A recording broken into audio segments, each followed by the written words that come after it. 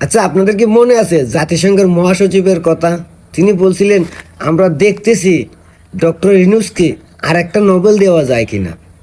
মনে আছে আপনাদের?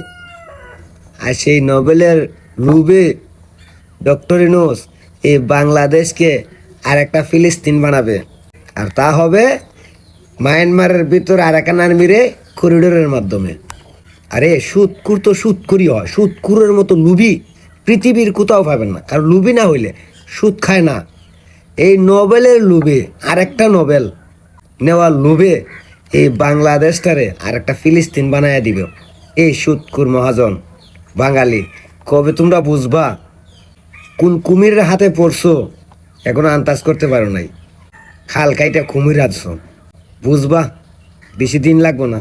যে দেশের নিরাপত্তা বিষয়ক উপদেষ্টা হয় একজন বিদেশি নাগরিক, সেই দেশের নিরাপত্তা দেশের হাতে থাকবে।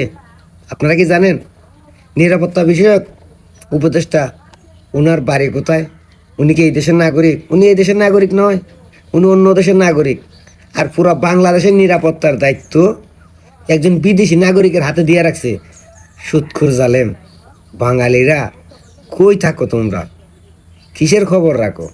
একজন বিদেশি কখনোই এই দেশের মানুষের নিরাপত্তা দেওয়ার জন্য চিন্তিত থাকবে না। সে তার দেশে চিন্তা করতে পারে। একজন বিদেশি নাগরিককে আমাদের দেশের নিরাপত্তা উপদেষ্টা বানায় রাখছে এই সুদখোর মহাজন।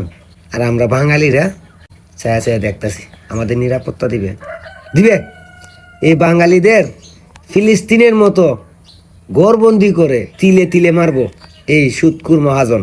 শুধুমাত্র এই মানবিক করিডোরের নামে করিডোর দিয়া জাতিসংঘের খুশি করব, আমেরিকারে গাঁটি দিব, আর আমাদের বাঙালিদের ফিসা ফিসা মারবো।